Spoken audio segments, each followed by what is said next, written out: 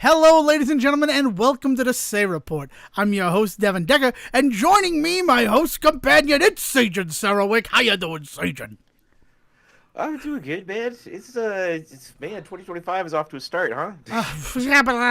You know what? This is the premiere episode of Season 9, and I gotta tell you, I feel like I am starting it behind the 8 ball. I really want... I bought a new desk because the lighting setup that I purchased in order to be able to do videos it blocks the whole left side of the screen in the studio. So I got a wider desk, a longer desk, I think is technically it. It's the same width, same height. It's the length that's different, you see. And I have been like, I'm going to install it. And I haven't. And then I'm like, it's got to be installed before we start Season 9. And it isn't. I'm still at the Fisher-Price 3-in-1 table with the piece of, I don't even know what this is Naugahyde maybe, that I bought off of Amazon. I mean, it works as a desk, and it's worked fine for the past 8 seasons, but I really don't like not being able to see the top and left side of the screen while we're recording. Well, yeah, no, So, I mean, I can, yep. I can still see our levels and stuff, but, you know, that time recently where I wasn't recording when we started, that was because I couldn't see that I hadn't clicked the record button. And Yeah, saving certain key elements are missing from the picture, I think. it's a little something. But I feel like I'm a little bit behind. And one of the reasons, you're not wrong, we are how many days in? 19 days into 2025 as of the recording. Hey, Sejan, why don't you take a brief second and open up TikTok on your phone? It's a good bit, but I wouldn't have been able to anyway. I've never been part of TikTok. No, I understand that. I just want to... a law banning TikTok has been enacted in the U.S. Unfortunately, that means you can't use TikTok for now. And then some of these, and I don't know if these are real or not, say, we are fortunate that President Trump has indicated that he will work with us on a solution to reinstate TikTok once he takes office. Please stay tuned. Okay, I don't know if that's real or not. I don't ever use TikTok. But we're in a world where an app was banned by our government, and that feels a little weird. I think the only really weird part this time around is it was something that was so pervasive in the culture already. Whereas there's all sorts of rules and regulations in place that stop things from coming over here. Like there's a lot of other applications that we simply do not have access to for all sorts of reasons due to government level regulations. But and I think that's the thing that people are kind of missing in this whole conversation is they're talking about TikTok as if this is as if it's weird that the government is regulating foreign technology when no, there's always been a lot of stuff about this and I think important conversations to be had in that world, right? But this is not a new thing that the US government has done here. No, I mean, that is true. This is not new, but it feels, I don't know. I guess the crazy thing is I was listening to local radio and they're like, we're going to talk about the things we'll miss from TikTok if it shuts down. And it was 7 a.m. and 3 hours earlier they had released the statement of so TikTok's shutting down. There's no way we're gonna save it. We don't want to be bought by some American investor and lose what we have. We're gonna shut it down. Mm-hmm. So it just feels and they were just so. I mean, I don't know. I don't ever use TikTok. I was a Vine guy, and I understand that they're sort of similar, but also not really, because Vine was never used to, I don't know how to say this. I'm going to try to say this as diplomatically as possible. Replace the use of Google to find information. That people go on TikTok instead of search engines for information. That scares me a little bit. And maybe I'm just an old man yelling at a cloud, but there's nothing on TikTok that tells you the information that you're getting is verified or true. Yeah, there's no system of checks and balances on that shit, right? I mean, but that's, I mean, we're talking about one of the oldest promises of the internet, though, right? The free access to information, right? The quick free access to information, like, and kind of what we never really thought about or talked about, at least in those early days, at least not around any conversations I ever heard, was like the dangers of misinformation, right? Like that is only something that really over the last like 10, 15 years we've really started to realize was going to be a huge problem going forward. Um, I don't know. Like I am not surprised to find out that people use TikTok to go because I'm the kind of person that I use YouTube for stuff all the time. If I need to know how to like change a wiper blade on a car, or if I need to figure out how to clean my vacuum properly, like I'll look up stuff on YouTube, right? I mean, like, and you go there's a specifically line. to youtube.com and search using their, I know that it's basically the same as Google because they're both owned by Alphabet, but because like I will start my search from Google, and if I find a YouTube video, then I'm like, well, I'll check this out. Yeah, I guess generally if we're getting into like the nitty gritty, like I'll use Google, but the first like 10 But the results first for solution anything is all YouTube videos. Is always YouTube videos. Yeah. So yeah. Well, I mean, I don't want to mean to mince words, but like that is, if you were going straight to YouTube, I could see the definitive parody there. But like the fact that you still go to a search engine, and then yes, the solution to your problem is more than likely a video. I guess they are just cutting out the middleman, but I don't know. It just seems so strange to me. I mean, even those videos that you're finding when you go through Google, and apologies if any of our listeners happen to work for the Alphabet company, and my misinformation is so incorrect, you can chastise me, on the side.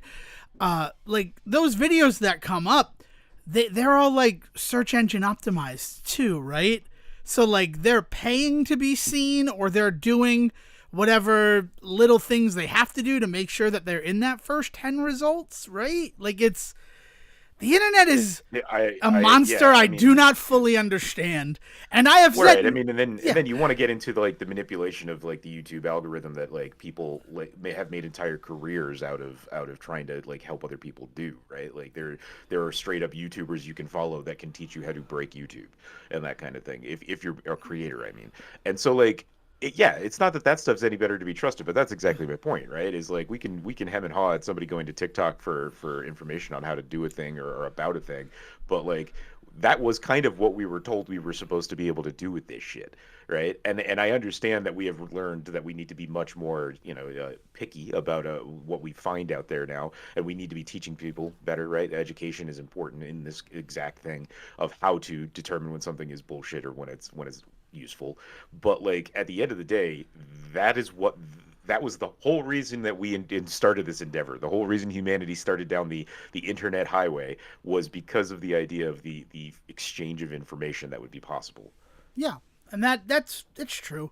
And I guess the bigger issue with TikTok, right? I love that we're having this TikTok episode.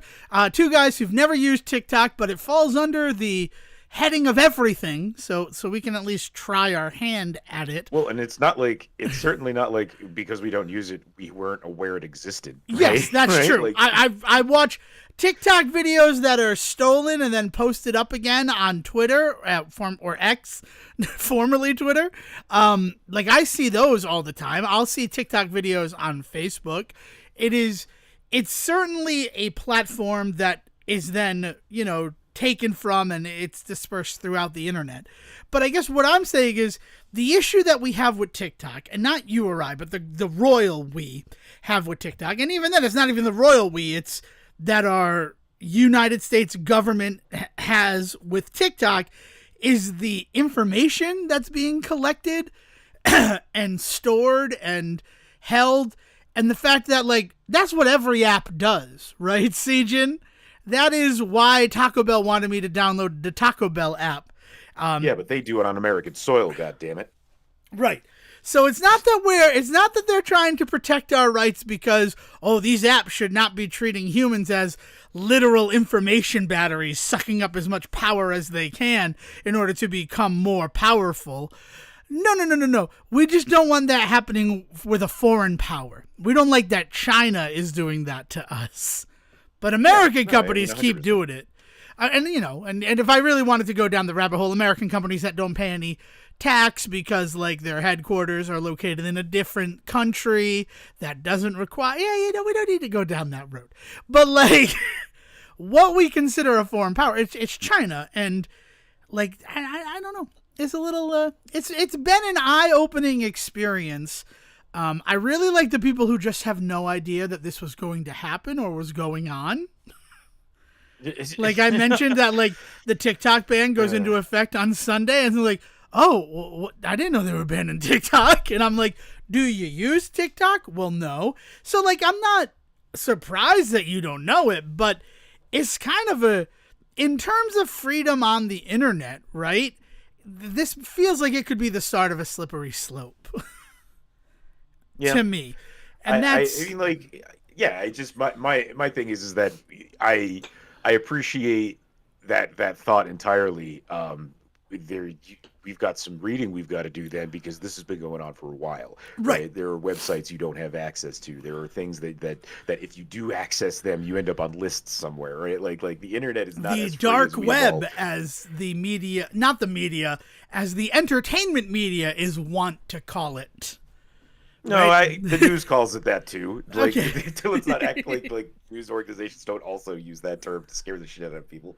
I think that it is important that people wake up and recognize that the internet is not the bastion of freedom that we all pretend that it is, right? And some people really forget that and really show themselves in ways, and then shit happens. Like look at that dude that fucking lost his job this week because he like yelled at some woman at a Phillies game. Yeah, right? I have a real What was it, problem with Eagles that. game? Now I have not seen that video, right? I have not seen that video. Guy said some heinous shit to a woman, and basically the whole internet found out and was just like, and the team like disowned him, and then on top of that, his job decided to let him go. Because this is a Philadelphia team, right? This is a team within the city of Philadelphia, within the state of Pennsylvania, like a state and city notorious for having some of the just most disrespectful and hateful fans ever. Right? And I know that it's like a stereotype and it's a little bit for fun. Have you ever attended a sporting event in Philadelphia, Sejan? Don't they have to like walk opposing teams behind like fucking like barbed wire fences in order to protect them from fans and shit? Yes! They are. I saw the Red Sox play there in an interleague game because National League, American League, they're not really going to play each other. And I mean, I love Philadelphia. Philadelphia is one of my mecca spots. I hate that I have not been there in 6 years. It is insane to me that because of everything that happened, I have not gotten my ass to Philadelphia. In fact, I should probably try to get my ass to Philadelphia. That should be a season 9 goal for Devon Decker. Jim's Cheesesteaks, as featured in the movie Mannequin on the Move, and many others. It had a fire, but now they're reopened, and I need a Jim's Cheesesteak. We gold-bellied them, but it was not the same as being in that beautiful establishment across from where Zipperhead used to be, right on South Street. I love Philadelphia. Let me tell you. There's a bar out there called the Dandelion that I found myself in one night. Highly recommend. Too fancy for the shenanigans I was up to. Let me put it that way. South Street is basically just South Street to me. I can't remember any of the bar other than Jim's and Milk Boy, which is across the street from Jim's. I cannot remember the name of any other bars, but walking down that street, we found a bar that had dollar mystery cans. Ooh. And we just slapped down a 10, and each of us drank 5 mystery beers, Dale and I, and it was a wonderful experience. Mystery cans. Yeah. Shit. So it is. Yeah, but Philly. So Philly is Philly, but like, I love going there, the city of brotherly love. But that night that I went to see a Red Sox game, I'm going to tell you, like, it was one of those situations where, like, oh, this is very different, right? Like, as much as there's the Yankees-Red Sox rivalry, and, you know, you might not want to wear a hat, but, you know, the jibery that you get from like Red Sox fans if you have on Yankee apparel at Fenway or Red Sox apparel at Yankee Stadium, it's like there's sort of a cute little childishness to it that there is a definitive line that, well, definitive is maybe not the right word, but there is a line that you can cross where people on your own side will be like, "Yo, calm down." right. Right? Like I have seen that at Red Sox games. I have seen guys that have gotten a little too drunk and a little too loud and a little too obnoxious to some of the people that were visiting from other teams, and I have seen Fenway step in. I have seen people like step up and be It's like like, the end "Yo, of that's Spider-Man or Ghostbusters 2. Hey, you mess with him, you mess with all of us. no, no." But the other way, but like the other way, we're like, hey, you want to calm down? You're making us look bad. Yeah, it's a lot more of that, Yeah, right? Like I have seen that exact thing happen in bars and in stadiums in our area. So it's not to say that there are not people in Boston that go too fucking far. There are right. plenty, right? And I'm sure people out there have anecdotes and stories about exactly that. Oh, I've But seen some of them, we man. Like, but we frequently find ourselves in this position of like checking each other because of that, right? In Philly, they just fucking encourage it in each yeah, other. a lot of the time it's like, yeah, keep going, keep going. So this whole thing. Now, again, I've not seen the video. I just heard that, like, I think he used cunt as a word, right? Like, he called her a cunt. So, Yeah, like, it was also, I mean, the exact stuff he said sucked, and then on top of that, the implications of which he was saying really were just like just fucking heinous. yeah. But anyway, So, I sorry, mean, I continue. guess where I'm coming towards that is like, I never thought I'd see the day where Philadelphia would step in the way that you've described happens at Fenway, that I've seen happen at Fenway. Like, because it always felt like, no, this is what we're known for. Like, Philadelphia, we're the worst fans, but we're also the strongest fans. Well, So, you know, I first of all, I like to think that it's maybe a turnabout, right? Like maybe, but it's this weird thing where there's a large thing going on right now with Gen Z and Gen Alpha. Is that what they decided to call them now? I mean, Um, Gen Z and Gen Alpha have always sort of been there. It's yeah, Gen Bravo that we need to wait for, yeah. because the But beta of it even to all that point, is, Jed Bravo, there's a lot of accepted lore that they are just eschewing, and like for good or for ill, right? Because on the one hand, they're not drinking as much, which is going to be a huge problem for the fun stuff I like to do. If a lot of the companies around me start to closing down because people aren't drinking anymore, and you but already that's for live in me to work on. Utah, where Yeah, but like so like on the one hand they're not drinking or smoking like they used to. They're not doing marijuana like they used to. But at the same time, the other side of that is that they're not happy being assholes, right? Like there is a definite like move in those generations to like be like, just because you guys were dicks doesn't mean we have to be. And I applaud that. Like I'm yeah, very excited to see what they do with that kind of stuff. This is not the first thing that I've seen in the last couple of years that has made me kind of be like, maybe people are getting just a little bit better. yeah. I think the only issue that I have with the people not drinking more is this term, and I know that they didn't coin it, but I have to feel like it is the news media who has coined this term, a sober curious. I don't. First of all, it's incorrect, because it's not that people are toying with being sober. It's more that, like, they toyed with alcohol and then were like, I think I'm going to be sober.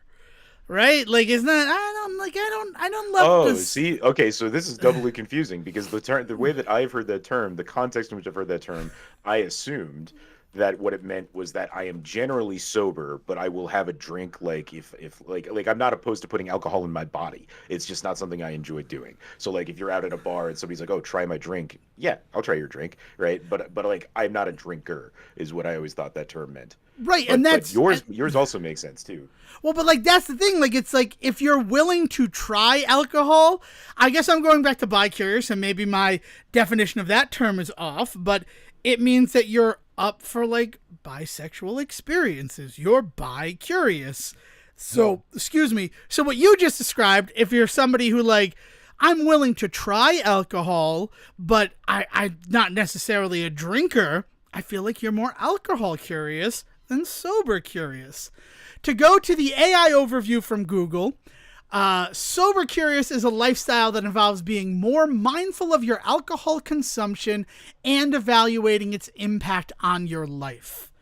Right. So you are a drinker, but you don't like it's not a thing that you do all the time. It's not something that you take on to like define you, right? Yeah, Like I like guess. I'm the kind of guy, I will admit this. I am the kind of guy that is just like I need a beer sometimes. There are just moments when I crave it and it will make me feel better and all of that, right? And there's a level at which people can get with that sort of attitude that is dangerous, right? If somebody's like, "No, I need it in order to like end my day or I need it in order to get over a thing." That's when it gets really bad. But like no, I need it like I need a steak sometimes. Like there are times when I'm just like, you know what? I haven't had red meat in a hot minute. I need a steak tonight. Like that's how I crave like alcohol, certain specific alcohols, right? In general, like it's a, you know, but I would not consider myself sober curious, right? There are friends of mine though that, especially in this area, who have maybe come out of a background that where they didn't drink in the past. Drinking is just not a definitive part of things for them, and or part of their like palate or part of their enjoyment of an event or anything like that. So they have no hook for it. So they're just not drinkers, and you know, like we aren't the kind of people that are forcing drinks on people. So like we, you know, we'll all be hanging out together, and there will definitely be moments where I'll be like, oh man, this is good, and somebody will ask to try something, or I can offer to try something, and they'll try. But in general, they don't drink, and like that is an interesting new type of person, I will admit, in my life, right? And I don't know if that's because I'm getting older or if it is because like we've been talking about with like these younger generations that just aren't into this kind of shit anymore. Yeah. So apparently the term comes from a 2018 book, December 31st, 2018. Is that really a 2018 release? That sounds more like a 2019 release, just being an asshole, by Ruba Warrington. But what, founder of the Numius and Club Soda NYC. So it also feels like it's propaganda to get people drinking more soda-based beverages. Now that I read that part of it. But like, I think what kills me about the sober curious movement, right? I'm loving this episode of the Say Report. Is more the fact that like the mocktail movement that has come up around it, and the fact that like an alcoholic drink, what would have technically been an alcoholic drink, but now it doesn't have the alcohol in it, is the same or more than its alcoholic cousin, the virgin mocktail version. You mean the price? Yeah, like That's nuts. I will say that that the term mocktail has evolved over the last few years because there are a lot of places now that are like mocktail bars is the exact term for them, where they're making drinks that there didn't need to be alcohol in it in the first place. They're creating their own thing. It is a very popular thing, especially out here. I guess I can see why that may not be so much everywhere else, but there's two or three mocktail bars in the area, and they are the term mocktail has evolved beyond just it could have had alcohol in it, but it doesn't. okay. Well, that's good to know. I did not realize that. No, it's really But a again, newer that thing also because feels of like this new attitude towards mocktails is that people have started to think more about like, you know, rather than making like a virgin Bloody Mary, why don't we just make a whole new thing that didn't need alcohol in the first place? And what it is it's evolution in the best way, because I don't know if anybody out there drinks mocktails. We're very big on non-alcoholic products in this house. We test a lot of them because again we have so many friends that don't drink. So we've been testing all sorts of stuff, and if you just stick to the idea that mocktails are just a cocktail minus the alcohol, you're never going to stop drinking because they suck without the alcohol, because the alcohol brings more than just booziness to the party. They bring it brings depth and they flavor. bring Yeah. texture. It brings all sorts of stuff, right? What's better is to instead have a drink built from the ground up without the idea that alcohol would ever be in it. And it's just that what they do with them now is that, you know, they do all sorts of fancy stuff to them. They add sparkling, you know, apple or sparkling cider at the end to give it some fizz, or some ginger beer, right? And then they'll throw in, you know, like an orange peel on top and stuff. Like, so they can make it feel like you're getting the full cocktail experience without ever having to worry about alcohol being involved. It is a really, really wild movement. We've got some really interesting products in the house right now that we've actually been experimenting with a lot, and it's really it is a really cool thing that people are doing, because you know, we all have friends that, especially as we've gotten older, we've realized have just things have just gone too far, and I am very curious to see how long this sort of shit sticks around, or if this is going to be just kind of a fad thing. I don't know. Yeah. I mean, it's certainly interesting. I just I guess I didn't consider cocktail. I considered it as an alcoholic beverage, is a cocktail. But I guess cocktail is just really any sort of mixed drink. So it's mocktails because it doesn't... I still don't love that terminology. I like the term mocktail to describe a virgin version, that's super hard to say, of a usually alcoholic cocktail. Like you said, well, like a mocktail screwdriver is a glass of orange juice. But so what you just described, I dig that. I dig the idea of it being that. But they're kind of just like fancy juices or fancy mixed drinks. It's interesting. I don't know. I guess it's something that came to a head yesterday when there was a huge thing on one of the shows that is news on the weekend that, I mean, weekend news programs really just kind of feel like advertising for the whole rest of the schedule. That's a Devon Decker observation. You can either confirm or deny based on your own experiences. But they showed this whole thing about the Sober Curious movement. They showed that 7:20 and again at 8:20. So I really kind of just had a lot of it to digest twice, having it on in the background while I was cleaning yesterday morning. So I don't know. It just, I enjoy alcohol. Very rarely have I been have I drunk to the point where I'm oh my God, that was dangerous. I should never do that again. I can count those times on one hand. So I don't know. But I do know that other people have issues. I think where my problem comes from it is, I mean, everybody is going to exploit things for money. Money is the root of everything that we do, not just evil, but money is a big push behind most things. I'm actually surprised that we don't have an American version of TikTok that is ready to slip into the void being formed by the fact that TikTok has gone away. I know that there's that's what YouTube Shorts tried to be, right? Or the Reels, not the Reels are also YouTube, whatever they call them on Instagram. Instagram has a term for their short videos as well. Threads or something? Yeah. Threads is Twitter. Meta's Twitter. Right. So, but everything tried to incorporate that thing. And it just seems so strange that I'm surprised. I'm kind of happy that this isn't the case. But, if we're going to shut down a foreign run company, it's really surprising that it's not for some homegrown American company to lose that as a competitor, if that makes sense. But what I'm seeing, it was the data collection stuff. Yeah, I mean, plain and simple, right? There's no, I don't think there's anything grander behind it. Maybe we'll find out someday that there was some big secret that they knew that they couldn't tell us or some shit. But I think the biggest thing is that they heard that a foreign entity was collecting tons of data on American citizens every day, and they just put a stop to it. And it is almost, I don't know, there's almost a breath of fresh air and kind of the sincerity of that, right? Yes. Here comes the great pumpkin to America right again. We have all the answers for it. Yeah. But I guess where I'm saying, though, is that this Sober Curious movement, right? And looking at Ruby Waddington's book, I sent you a copy to it on its Amazon listing, Sujin. It seems like it started from a good place. I make that joke about oh, she's in with big soda, so she's of course going to try to get people to give up alcohol for soda and other soft drinks. But now what I'm seeing is just how many products are being created in order to appeal to this Sober Curious movement. I mean, there was an Emily in Paris. There's the whole oh, you're a champagne company going back thousands of years. Why don't we do a non-alcoholic version of your stuff? Because that's big right now. And then I think Tom Holland just started a non-alcoholic beer. And Sam Adams has a non-alcoholic beer now. It's just and I know that non-alcoholic beer was a thing, right? O'Doul's definitely was a thing that existed. However, now that everybody has it, it feels like they're all trying to get their hands in the pot of this Sober Curious movement.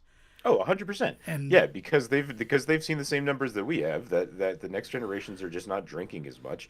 But there is also still this kind of weird gray area where they want to be they don't want to be standing out at a party not drinking, right? Like there's that whole attitude with that fucking Death Water took on, Liquid right? death. Liquid Death took on, Yeah. yeah. But like there's that exact idea, right? Is that they don't want to be drinking, but they want to find some alternative that still fits into that mold, right? Hmm. And everybody's jumping on that. Of course they are. Yeah, no, it's out here. It is almost imperative that everybody have a non-alcoholic version to also have on the shelves. So like every company makes some non-alcoholic version of their stuff. Lagunitas actually introduced a new sparkling water that's based on like their hops called hop water. Like they just call it hop water, and it's really weird. It's really wild. It's like the lightest of light beers, but like it also has nothing in it. It's crazy. Really? That's does it? How does it taste? You've had this? Yes, it Okay. tastes hoppy. It tastes hoppy. It basically there's no sugars in it, so there's no fermentation that ever happens. Uh huh. Yeah, that's it. That's the biggest thing is that like they add some CO2 to make it sparkly, and then and it's this like sparkly hop water. That's kind of crazy to me. Like I want to try that, but not because I'm sober curious, because it sounds interesting. Well, but then they got you right. Yeah, It's like like that. Yeah. they've even made a product that not only can you drink if you're not a drinker, but even if you are a drinker, you want to drink it. It's like that's the fucking golden goose. Is if they can figure out something else, and then what are we looking at? We're just looking at the fucking soda companies. Like it's crazy, but like we're all working our way back towards fucking Coca-Cola essentially. And you know what? Looking at all of the insane flavors that have been coming out by the soft drink companies, like your coconut Dr. Pepper, and later this year a blackberry Dr. Pepper, and the wild cherry vanilla Pepsi that everybody's like, oh, they're coming for Coke because they discontinued it. Like, that all feels weirdly now fueled in my head by this sober curious movement. Oh, it's all connected, Sejin, and I hate when I start to see the lines of connection. I mean, it's not a huge connection, man. We're all Yeah. consumers, and these are Yes. companies that live off of the fact that they need to sell shit to consumers. And so, like, they're gonna follow these whims, they're gonna do these things, and like, people get so weirded out when a company behaves a certain way. But it's not like I'd be hard pressed to believe that a company would just on a fucking whim go and try something new. There's usually a large amount of data and reasoning behind when they do something.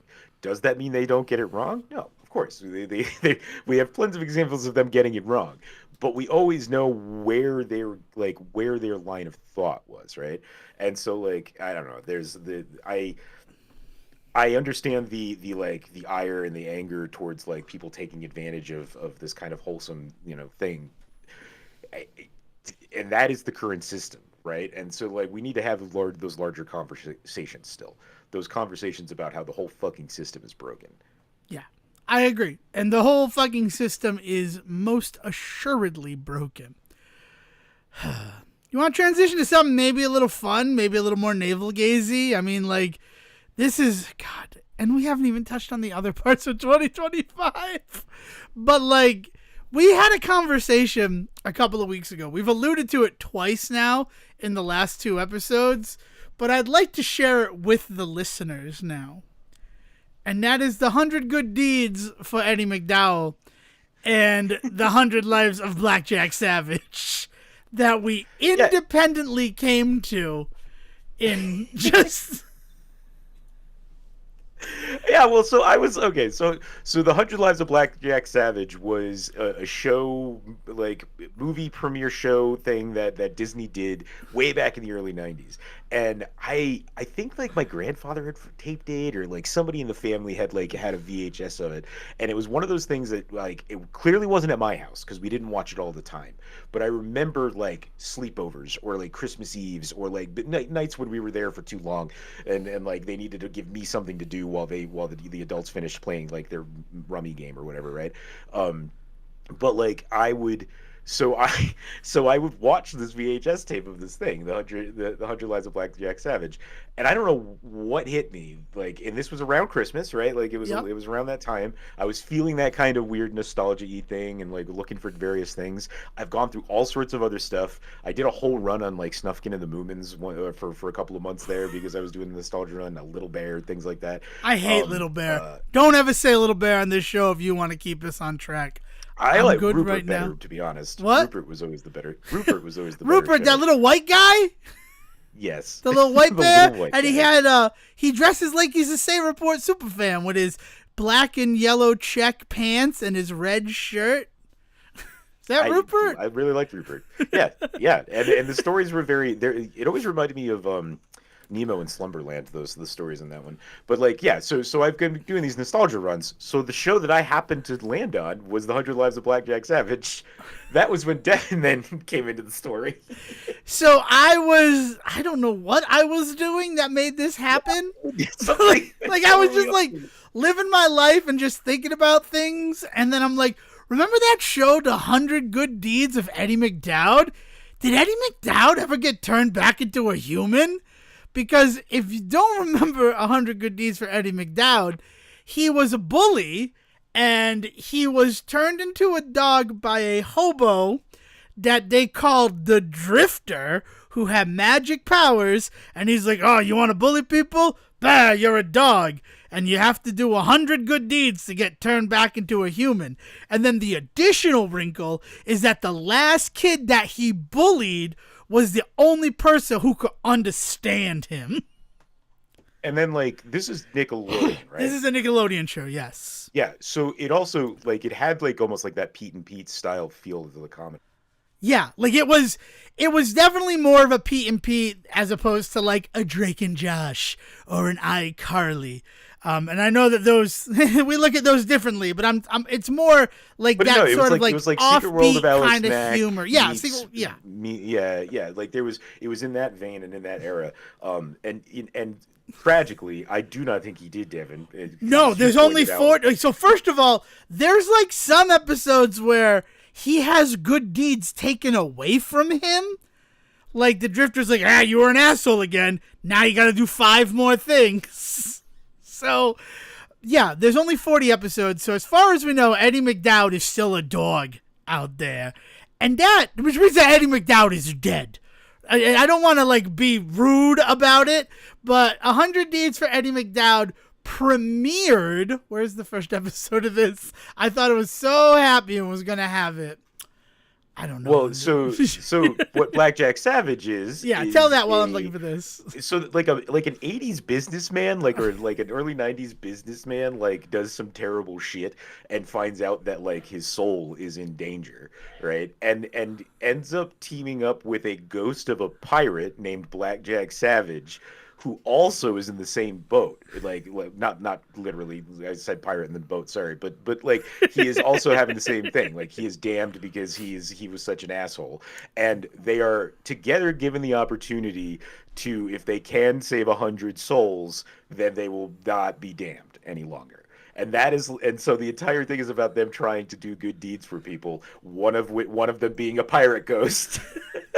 Like you are. That makes sense to me. Looking at it's actually just 100 Deeds for Eddie McDowd, and it premiered. I did not think that this was a pre 2000 show, but it premiered October 16th, 1999. So yeah, 99. definitely in like that more offbeat type of humor that we were seeing from like Pete and Pete or Kablam. So like yeah. I understand why this show appealed to me, but there are only 40 episodes. So Eddie McDowd, when he got turned, I believe he was 13 years old. Like roughly he was a 13-year-old.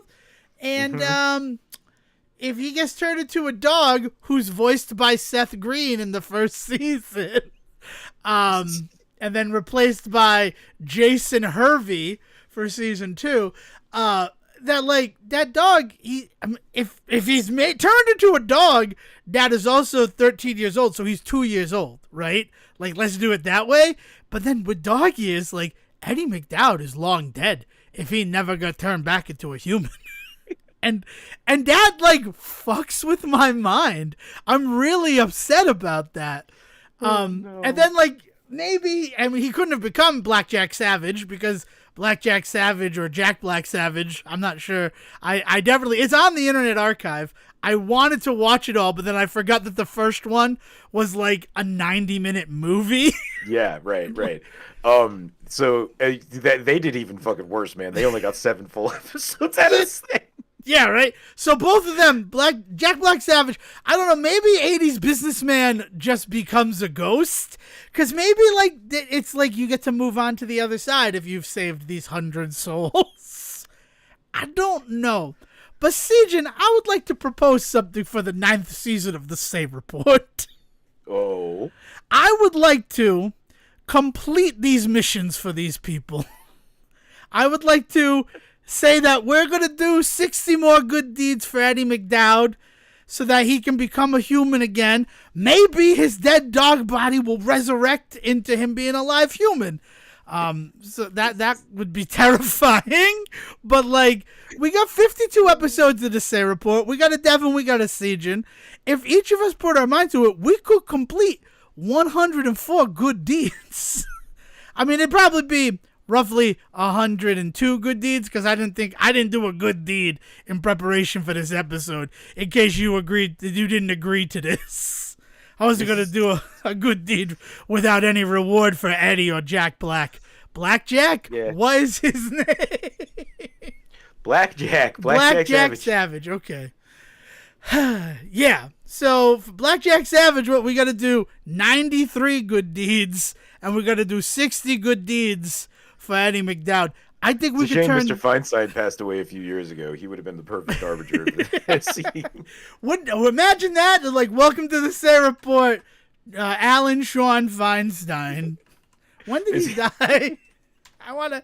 I am here to give you these good deed journals. I mean, he died September of 2024. So, you know, we did it. We're gonna come back every episode of the Say Report for season 9, and we're gonna share our good deed journal entries for the episode. I'm okay with adding this as a segment, and we're gonna see if we can get these two like either moved on to the afterlife or turned back into a boy. All right. Hopefully they didn't bury Eddie McDowd's dog body too deep. Like he's just under a rock in a garden and he can claw his way out and be like, yeah. And he'll look up in the sky right, Dev, and think, thank you to Sarah. You're really dragging this terrible bit out just to avoid talking about the Switch 2, aren't you? No. I had one other thing before we talk about the Switch 2. I thought we'd give the people an hour of nonsense before. I really want to make sure we have the coldest take on the Nintendo Switch 2, Sejin. Which is also why, right now, transitioning from the new bit that we are adding to Season 9 of the Say Report. And also, can we comment on the fact, like, you name a show 100 Deeds for Eddie McDowd or 100 Lives of Blackjack Savage, you're, like, hoping, we're going to get 100 episodes, right? Well, it's Babe Ruth, right? Like, yeah. 100%, like, calling that shot. And it's a shame that it didn't happen for either of them. Yeah, I don't know. I was trying to think of other shows like this. Like Reaper was kind of like this with My Name is Earl. My Name is Earl is like... My Name is Earl is 100% this, yeah. You know what? That's how I got to it, because I've been watching Raising Hope, and I love all the Raising Hope, like, allusions to Earl Hickey. Like, in the first episode, a local man from whatever town he's in has completed his list of good deeds, and you won't believe how it ends. And then Virginia hits the serial killer with the TV. And then Smokey Floyd, Jason Lee's character in the world of Raising Hope, not his first one, but his second time around, that is a full-on, like, reunion episode for My Name is Earl, which is even more fun because almost every single actor had already showed up in the world of Raising Hope, except for Catalina. I can't think of her name. She was too busy being married to Ruxin to be in Raising Hope episodes. But she, like, that episode, the reason why Smokey Floyd is back is because he went into rehab and rehab made him make a list of everybody that he hurt. So, like, that's why he's back at the Chance house, to give Bert the Smokey Floyd experience. And then at the end, he checks off the thing on the list. They make a lot of good My Name is Earl stuff. And my favorite part about that is that Stole P's HD cart is also on Smokey Floyd's list. And that's my favorite episode of My Name is Earl. And my favorite thing that he put on his list. Because I had to put it in code. Because if people knew what I really did, they'd have killed me. Love it. I absolutely love that stuff. But that's what made me think about Eddie McDowd. And that's the thing, right? It's like we never got to see Earl finish his list.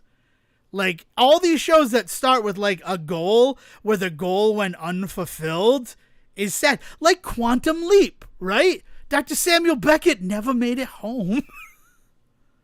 That's sad. Yeah. It's sad that Dr. Samuel Beckett never made it home.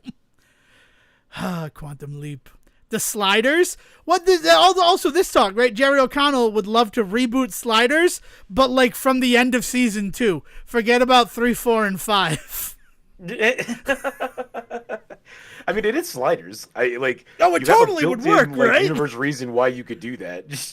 Right. But I really liked where he's like, it used to be a good sci-fi show, and then with the 3rd season, it became more action-y.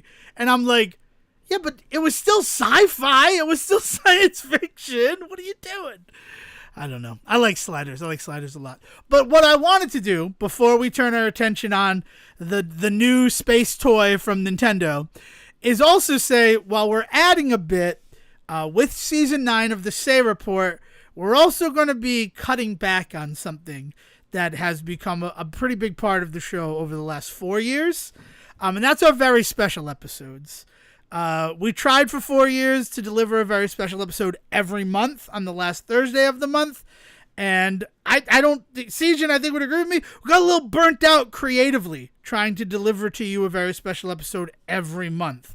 So we're going back to like it was in the first 4 seasons of the show, where it's every even month you'll get a very special episode of the Say Report. And I can happily, I've announced it on another podcast, which we haven't talked about, that I was a bit of a podcast whore this week. Thank you, Siegen, for allowing me to step out. I don't have to wear that dress tonight, but baby, I did. In February, since February is marked for Renee Zellweger, we are going to be covering the new Bridget Jones's Baby exclusive on Peacock. I kid. I don't even know. Let's Hear It for the Boy, I think is what it's called. I'm excited for Bridget Jones 4. I'm not excited that it is a Peacock original movie. And I hope it's a movie. I swear to Christ, I could not watch a Bridget Jones series. However, while that does come out on February 13th, what we'll actually be using as our very special episode for that month is Empire Records, which also featured Mrs. Zellweger.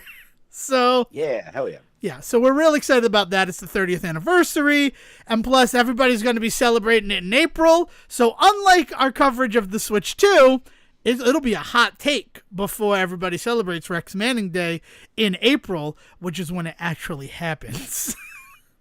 So something to look forward to, and just something to note that there's going to be 6 very special episodes a year as opposed to the 12 that it was during the Biden administration. Like, just as it happens. And with that said, any other things that are changing at the Say Report, Siegen, or I'm willing to jump into the Switch 2 right now?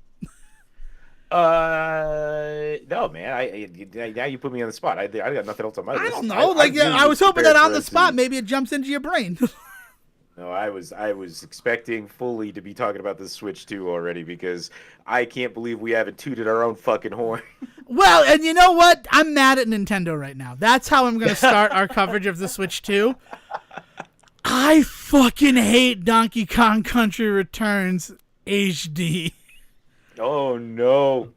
It is. Yeah, so I was considering buying it today. So I'm glad. Like I didn't want to burn material, but do not. Hi, Devon Decker from the Say Report. This is a public service announcement. Do not pay $60 for Donkey Kong Country Returns HD.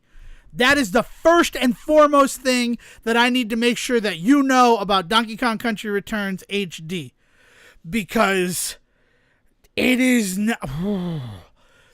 So there's a modern mode. I have not messed with the modern mode, but the load times for a game released in 2024, and I understand that all they've done is give it an HD coat of paint, but the load times are absolutely ridiculous. I cannot believe how long it takes to load anything in that game. The controls are garbage. The game itself moves slow. It is such a slow moving game. When I think about how fast the original 3 Donkey Kong Country games are. By all intents and purposes, Donkey Kong Country Returns and its sequel are licensed fan fiction. Because they lost Rare. Rare went over to Microsoft to make games for the Xbox. And you can fucking feel it. And the worst thing is, there's another worst thing. And actually, we're going to highlight that first. They have completely removed all of the credits for the people who originally made the game with the credits for the new game. That's the thing that Nintendo is doing with these remakes and stuff. It is the same basic game that you played on the Wii. Just indicated by how long the fucking game takes to load things. They are 2009 load times. And that is, it's unacceptable. And then to erase the credit from the people who built that game, that, like, granted, you can credit the people who did the job to give it an HD, like, refresh, but you should also credit the people who originally built the game, right? Look at movies, right? Like, you watch all the credits for The Godfather Part 2, and then it says the restoration credits afterwards, if you're watching one of the restoration versions of it, right? Imagine if they got rid of all the credits for everybody at the end of that movie and just highlighted the people who brought it up to 4K. That's insane, right? But, like, that's not even, like, the big complaint that I have about this. But it's a pretty big issue. It's also a pretty big issue that it takes, like, forever for stuff to load. It is not a 2024 game. But those original people who made Donkey Kong Country Returns, right? I know I just gave you a bunch of praise and that you should be honored and everything like that. The only thing that they took away from Donkey Kong Country is, from Donkey Kong 64, the fact that there's a million fucking things to collect. The fact that the first level of Donkey Kong Country Returns HD and Donkey Kong Country Returns, right? It's not a new thing that they added. You have to find 9 puzzle pieces is ridiculous. Like, that's just too many things to collect. On top of the 4 Kong letters. There are 13 collectibles in the first level of Donkey Kong Country Returns. That's too many. And then it continues along that same trend. And I don't understand the reason why. Right? Diddy's Conquest, I think the most things that you have to collect in a level is 4. The DK coin and 3 bonus coins. They understood that, like, you keep stuff to, like, a minimum, and then it's fun to look for them. When you have to look everywhere for things, like, it sucks the fun out of the game. And I know that I could play without collecting those things, but at the same time, it feels inherent to it. What I am going to say, second PSA, if you're somebody who bought Donkey Kong Country Returns HD, the time trial stuff was added to the 3DS remake, and it has 0 impact on your completion percentage. And that is a thing that you should know. You do not need to do the time trials in order to get 100% in Donkey Kong Country Returns. Because I've spent way too much time trying to get under 57-second clear of the first level, which includes a 10-second unskippable cutscene. And the clock doesn't stop during that. Fuck that shit. Well, then, like, what I found out where I'm like, do I have to do these, right? Because I finally got the gold and then found out that there are also shiny golds if you get, like, a certain amount underneath the best score. Which, okay. And that doesn't add anything either, getting a shiny gold over a gold. They have no effect on your completion percentage. But all of those times were added to the 3DS version because the creators of the game saw that there was a community online of people completing the levels as fast as possible. So not only are those times in there reactionary, right? Like it's a reactionary time trial mode for the game. the best times are based upon the best times that people could clear the level. Like, it's based upon experts and how quickly they were beating levels. You are definitively fighting the best type of time trial ghosts that could exist. And that's just a fact of the matter. That's insane. I mean, that is damn near impossible for most people. Yes, and it is, like, I don't know, but it is the controls. I was hoping that the controls would be modernized. And again, I've only played on old mode, but by all accounts, the only difference between modern mode and original mode is that modern mode gives you 3 hit points as opposed to 2 hit points. And I don't think you have a life system. In fact, I'm going to confirm that, Sejin. If you want to vamp real quick. Well, like, life system in like Donkey Kong has always been a little weird anyway. It's generally, did you have a buddy with you or not? Because, like, and then, you know, one of the kind of great puzzles of the original Donkey Kong Country series, all 3 of them, is finding out what the different characters can take care of and do and like what can they take, essentially, in terms of, like, you know Donkey Kong can jump on these things and kill them, whereas Diddy bounces off of them, that sort of shit, right? Or, like, you can throw Dixie in this way and she can catch this and that sort of stuff. Like, there's all sorts of things for you to figure out in that interaction. So I don't know what kind of life system they would have introduced. Okay, so what it is more starting hearts. You can bring 9 items into a level instead of 3. There are 2 additional items for sale in Cranky's shop. Crash Guard, survive 2 minecart or rocket barrel crashes, and a green balloon, which is survive 1 fall off of the level. And if you start in modern mode, then it cannot be changed after starting your game. So there is still the life system, because I feel like the life system is kind of a big part of the Donkey Kong thing. I mean, what you described, lives. Yeah. I thought you were talking, but when you say hearts, though, yeah, like, people can get hurt multiple times. Yeah, so in this game, I mean, like, you need to understand that, like, when we got Donkey Kong Country Returns back in 2009, we played it as 2-player. And what we were surprised by is the fact that Donkey Kong could get hit twice before he died, and Diddy Kong could get hit twice before he died.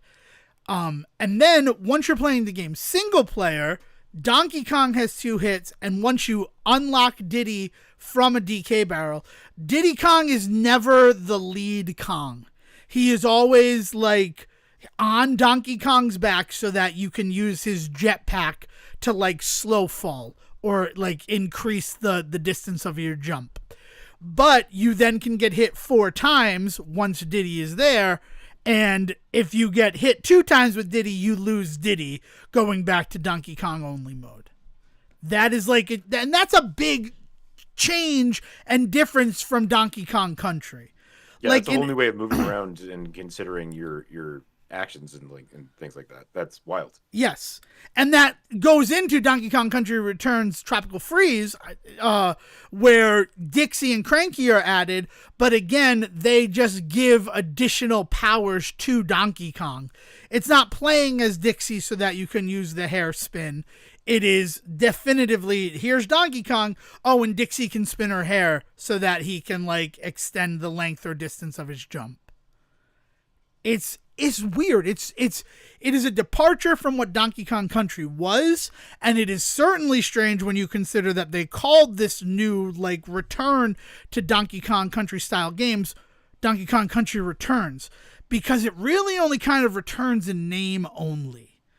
Like, I had forgotten that in addition to, like, you have to hold a button in order to grab onto ropes or, like, the sides of walls and things, how much was added with slamming the ground, and then if you duck and do the ground slam, then he blows. So, like, you can blow like dandelions and things. And it's just, it is not, there was a fluidity that I find in the Donkey Kong Country games. I so badly wanted to play through Donkey Kong Country 1, 2, and 3 before playing Donkey Kong Country Returns. And I'm so glad that I got rerouted by being asked to be a guest on the SNES podcast. Because had I played those 3 games that, like, You want to talk about a series that Devon Decker is nostalgic for? It is the Donkey Kong Country series of games on Super Nintendo. Had I Well, played those, they yeah, had those like definitive like optimal paths. What is that called? Like you could literally pull out. We used to have like a Prima guide where you could see the layout of the whole level, and like you could just draw like with arrows like the exact right moves, because if you were doing things correctly, they were pretty well fucking timed with like bees being out of your way and things like that. Like there was a flow. Like there was a very much a runner flow to the original Donkey Kong games. that I mean is I don't know. It does not feel like there's global timers or things like that.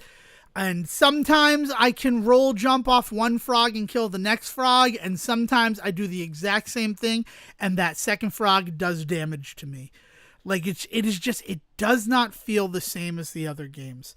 And, like, so the first Donkey Kong Country, right, where it's Donkey and Diddy, the banana horde has been raided, and, the Kremlins are the bad guys. That game, I don't love that one of the three of them. I think that Diddy's Conquest is probably the pinnacle of that trilogy of games. And the only reason I don't love that first one is because bonus levels can be friggin' anywhere. Like, it can literally be, oh, if you happen to fall into this pit, there's a bonus level down there. It doesn't kill you.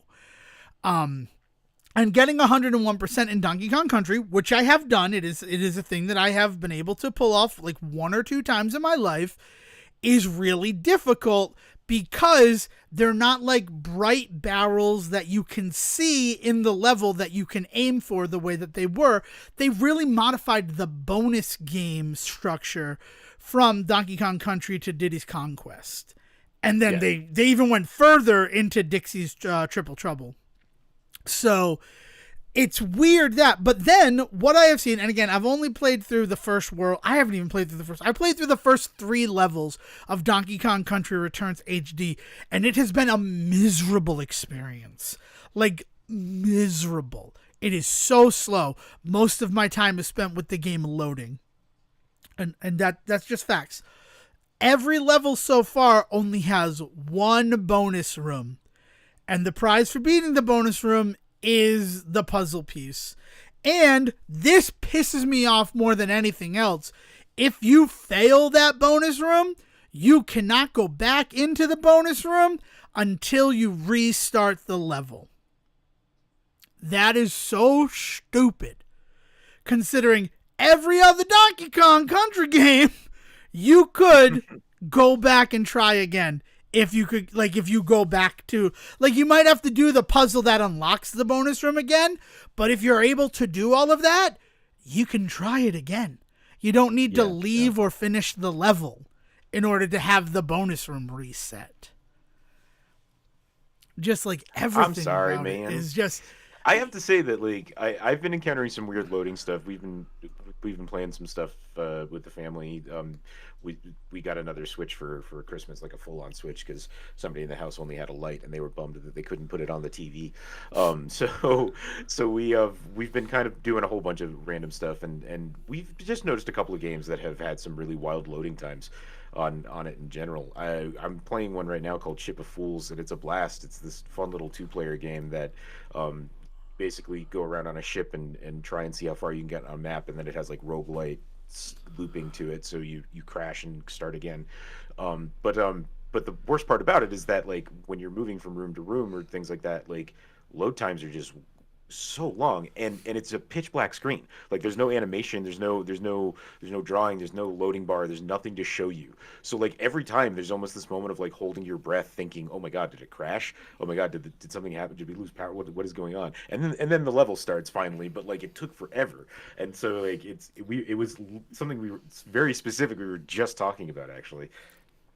I had that happen to me with Kill the Justice League, but we're going to save Kill the Justice League for the last topic of this episode. We're past the hour mark. I got out all my animosity and anger at a Nintendo game. Let's talk about the Nintendo Switch 2, because as Sejan said, I should be giving myself a big old clap on the back because I said we're going to have a reveal before the end of January 2025. And lo and behold, it came to us on January 16th, 2025. A nothing burger of a release that they literally should have put out before all of these problems happened for them. Like, it is, I Yeah. have not been so disappointed in something and still like happy. Like, you need to understand, I'm super happy that I finally have a bunch of stuff confirmed about the Nintendo Switch 2.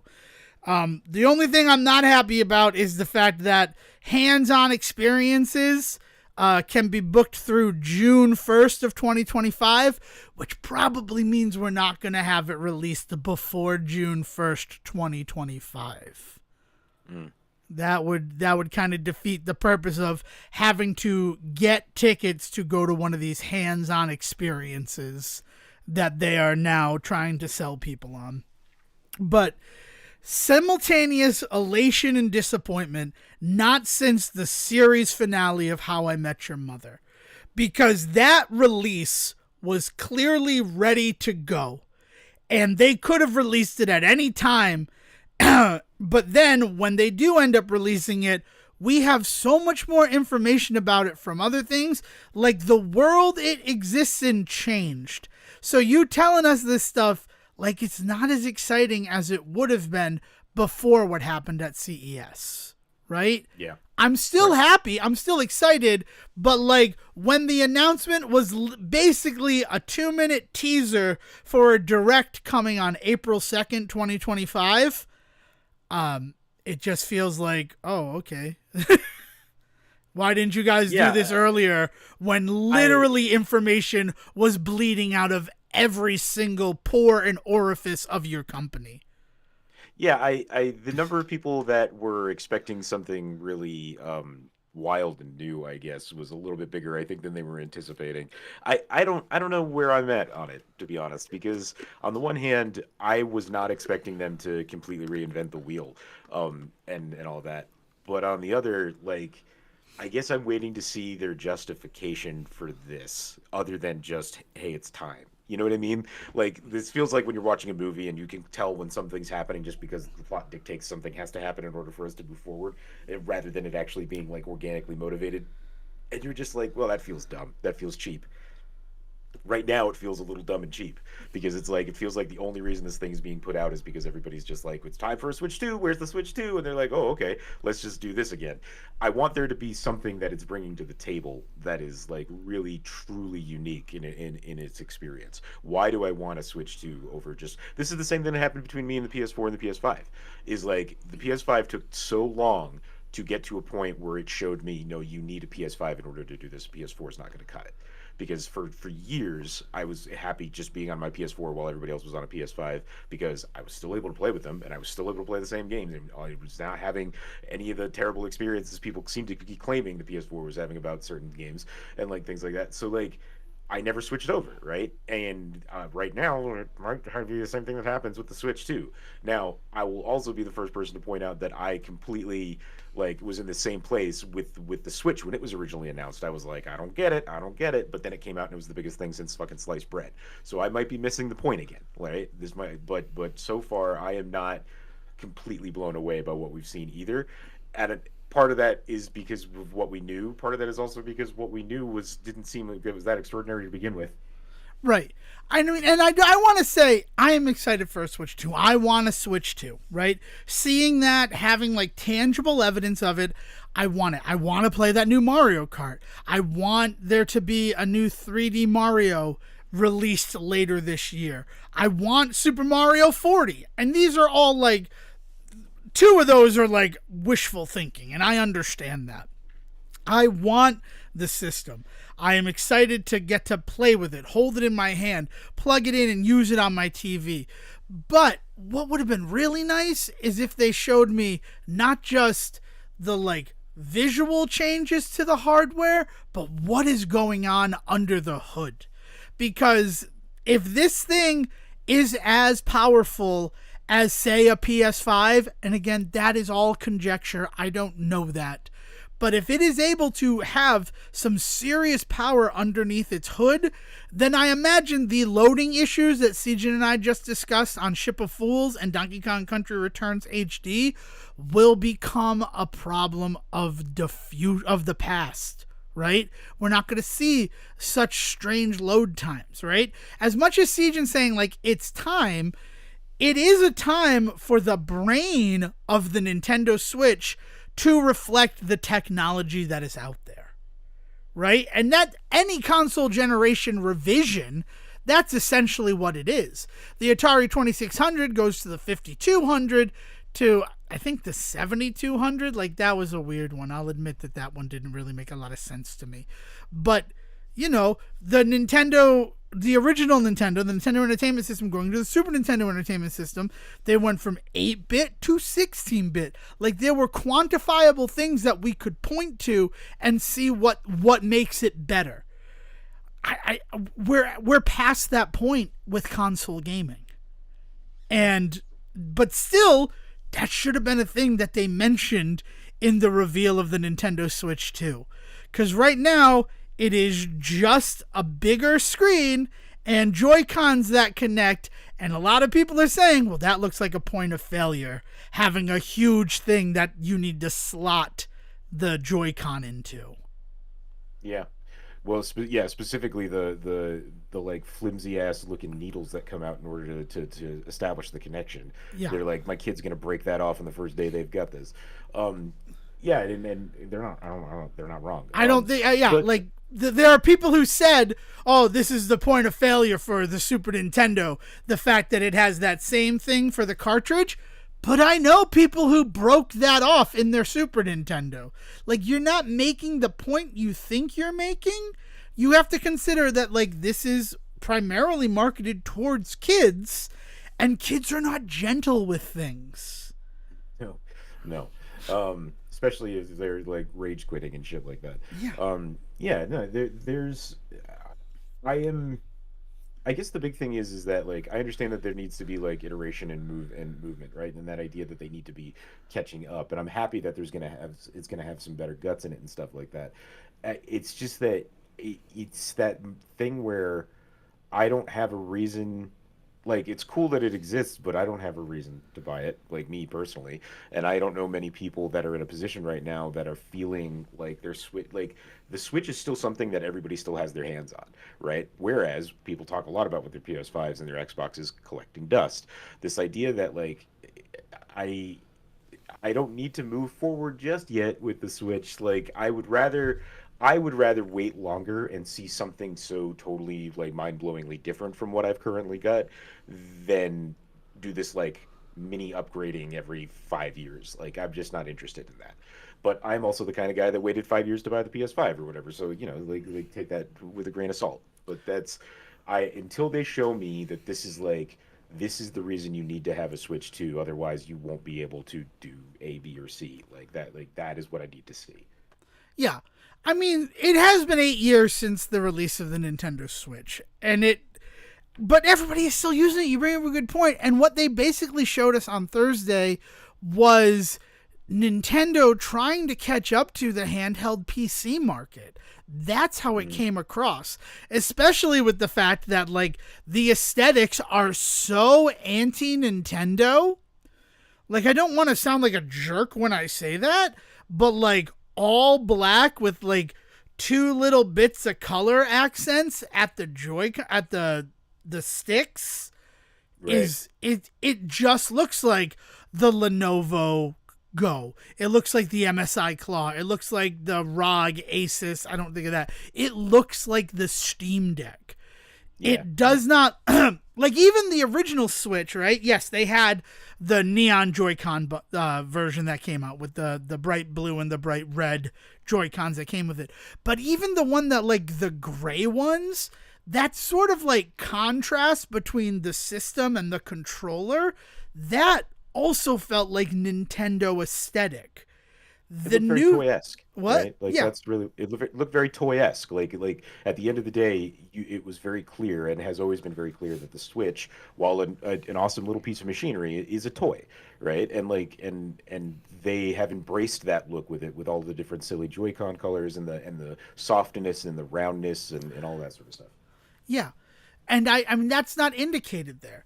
Additionally, like, no indication that those sticks on the Joy-Cons 2, we're going to start calling them Joy-Cons 2.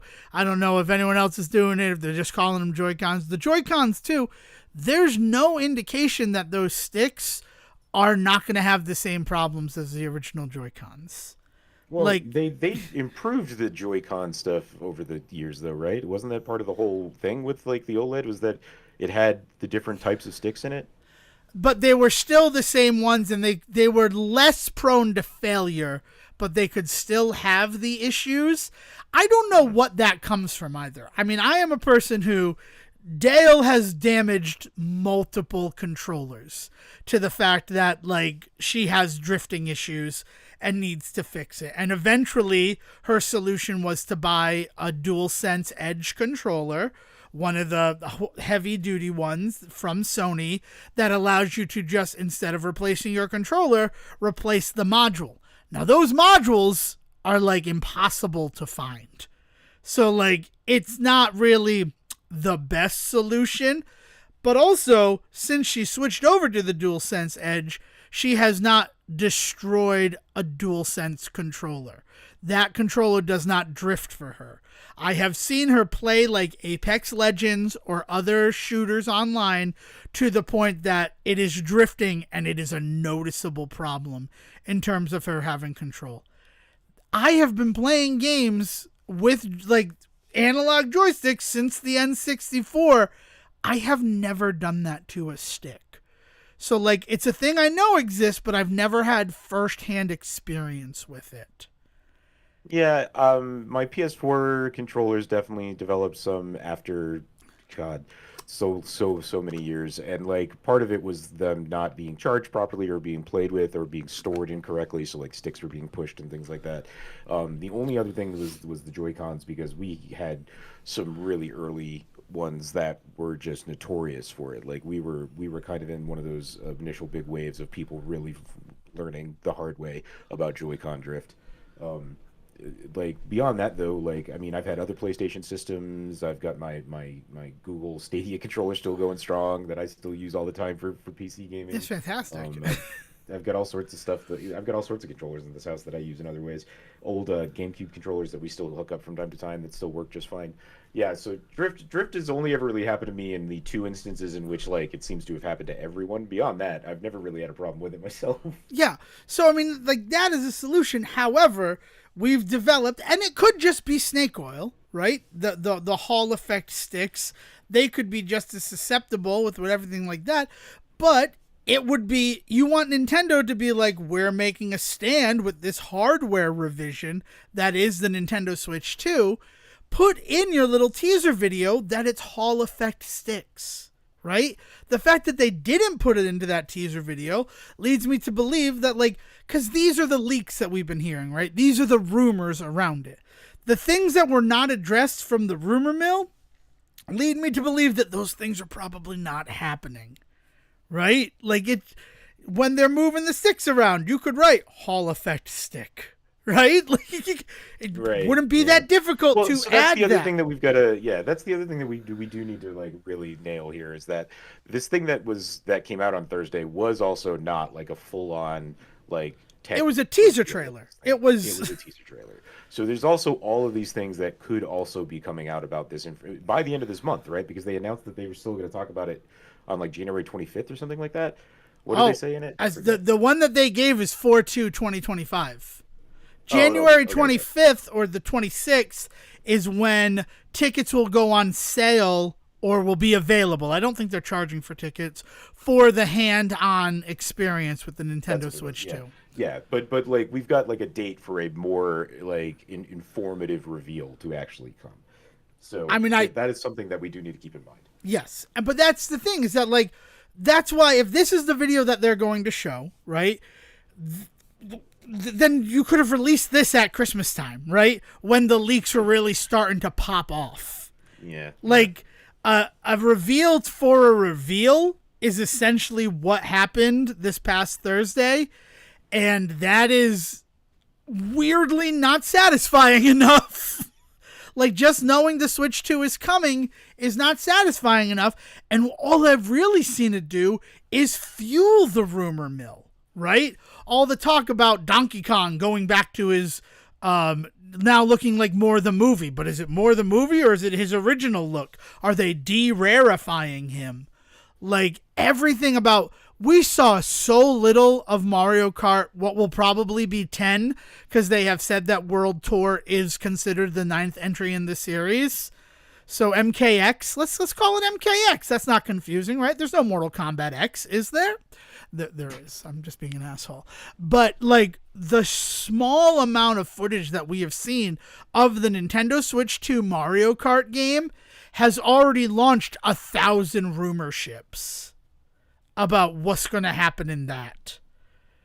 And, like, Oh man, wouldn't you imagine if want they to did mitigate like that stuff? MKX. Imagine if they did like MKX and it was like Mario Kart Crossroads and it was another double dash where like you had two people in a car. That'd be cool. I mean, the one thing that seems to be confirmed from that is that 24 racers at a time is going to be possible. Woo-hoo. And that seems cool Chaos. for like online racing. Chaos. Yeah. Yeah, it also it sounds could be chaotic, but yeah. Like, there is a shot of 24 No, racers. chaotic in the best way, I mean. Oh, yeah. 100%. Yeah, I'm not looking forward to not being able to get higher than 20th place once people get real good at the game. But yeah, like, it's just, like, it's great to know that the Nintendo Switch 2 is happening, that the name is that the name is officially the Nintendo Switch 2, not the Super Switch, not the Nintendo Switch Deluxe, not the new Nintendo Switch, that they're actually just like, we're gonna be smart about our naming conventions and just call it the Nintendo Switch 2. I'm excited about that. There are parts of it that excite me, like the proof that it does seem the Joy-Cons can be used as mice. Again, that's all conjecture, though, because all we saw is them, like, running around on a table, and that could mean anything. Yeah. Like, there was not enough confirmation of what's out there. It honestly feels like that was released to fuel speculation for the next 3 months.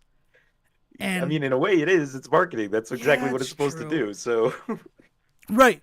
But I would feel better about that. And again, it's just conjecture that the thing's not going to come out until after June of 2025.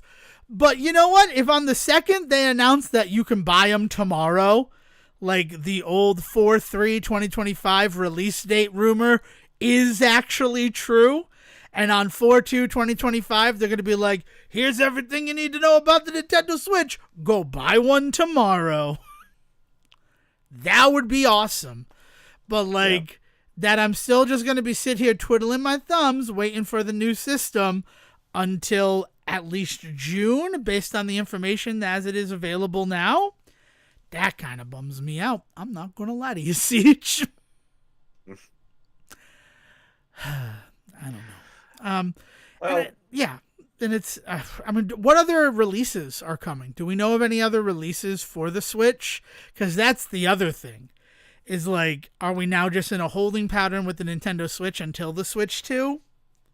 I'm actually going to check that right now on Game FAQs. I don't know if there's anything major that's announced. Like, Donkey Kong was really kind of the last big thing I was aware of.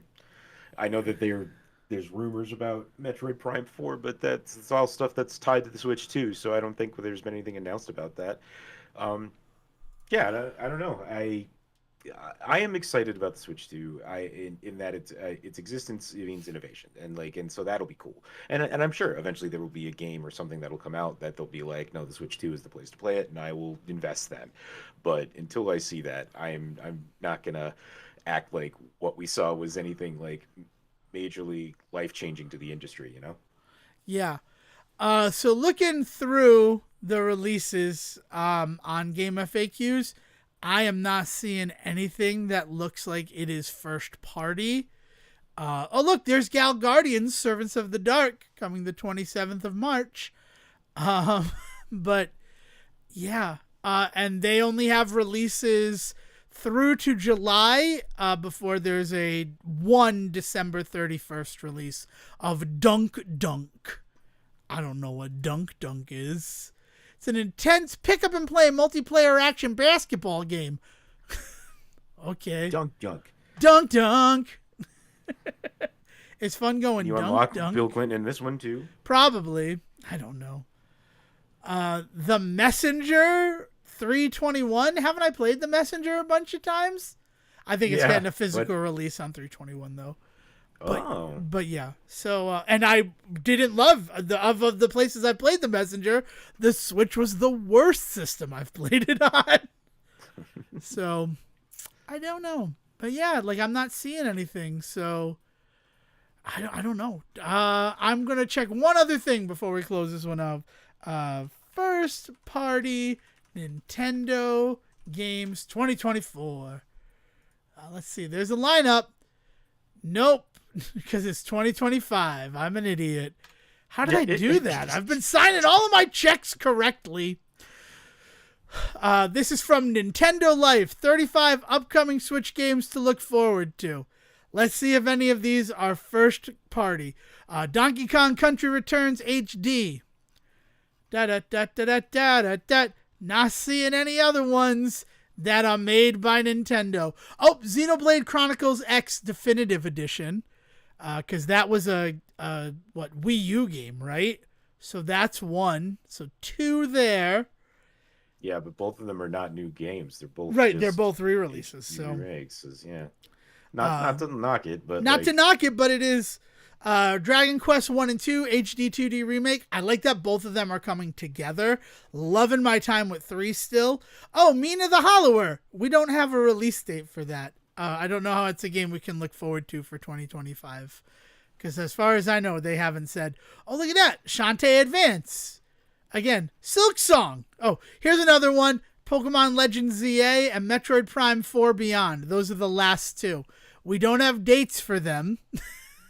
Either one of those. And again, those were supposedly tied to the Switch too, is what I thought. But yeah, I would be very surprised if they didn't, with how much time has been put into Metroid Prime 4, if that's not a launch title for the Switch 2, I would be surprised. But like Pokemon Legends ZA or ZA, that one is very strange about because it looks like it's going to be a Switch release and it's not going to play any different on the Switch 2. That's what all the data mining has suggested about that game. Again, it's all rumors, it's all conjecture, there's no proof to it. But it does seem more that Pokemon game is going to be the last one for the Switch as opposed to the first one for the Switch 2. And it's also not a mainline Pokemon. What else did you mention? Nope. Because you mentioned a couple of other ones that were not Nintendo, right? Mina the Hollower is not Nintendo. Mina the Hollower is Yacht Club. Yacht Club games. Yacht Club. Yeah. Right. And again, we don't have a date work Shovel for Knight it. into that one. What's that? I said I wondered how they'll fucking shove Shovel Knight into that one. I don't know. I hope that the whole talk of the definitive edition of Shovel Knight, I would love if that released alongside the Switch 2. Like how we got the Grim Reaper Knight. What is his name? I don't remember. What? Plague Knight? No, not Death Knight. Plague Knight was the first one.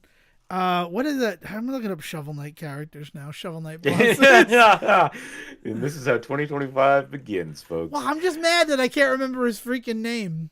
So you said you wanted to talk a little bit about Kill the Justice League. Yeah, no. It is time to talk. Spectre Knight is the name I couldn't think of. And how the Spectre Knight DLC came out alongside the Nintendo Switch. Sorry. Yeah, let's talk about Suicide Squad Kill the Justice League. And the fact that I'm into the 4th chapter. I have finally killed a member of the Justice League. It only took 3 sessions. And honestly, yesterday we sat down to play at 3:00 and then suddenly it was 9:00. 6 hours just flew by with that game. I don't understand why people hate Suicide Squad Kill the Justice League. I honestly don't. I don't get it. It's written pretty good and all of that. But I am now more fearful than ever, Sejin, that the game will be shut down for multiplayer at the end of this month with what happened this past week.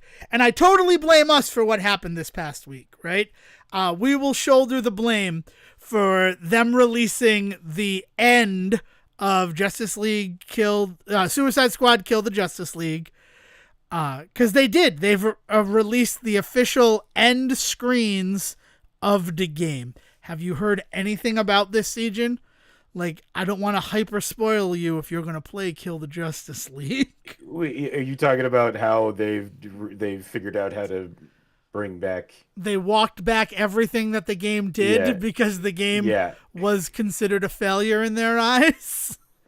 Well, and not just that game, but also tied up some stuff from the end of the Arkham series, right? Yes.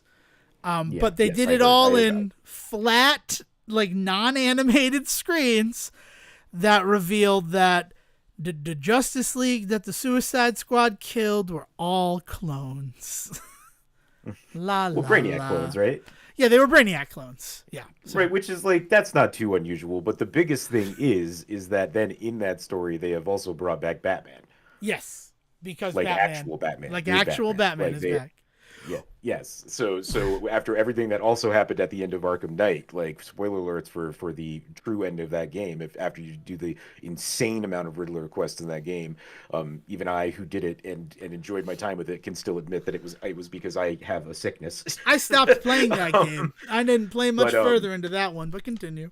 But yeah, but that ends with the definitive Nightfall ending. It really is where Bruce blows up Wayne Manor with him inside and by all accounts is dead.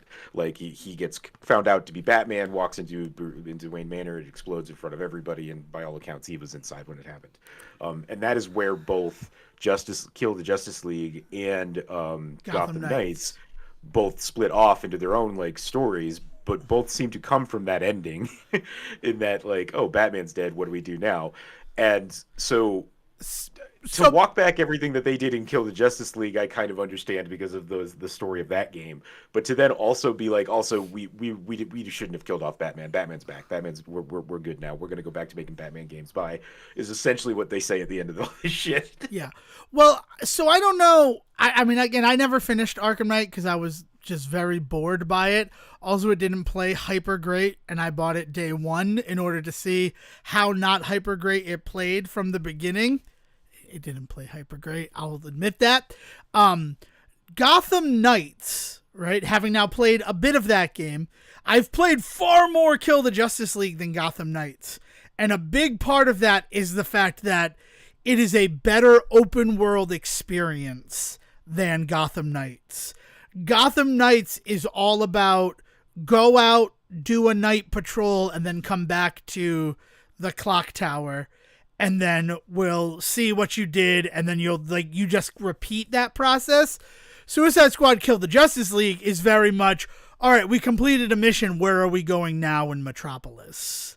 It doesn't have a lot of that. There are times where you do have to go back to a base, but it all feels like story related, and also you can do stuff along the way. It's very non-Suicide Squad in the way that Amanda Waller's like, I need your asses back to the Hall of Justice.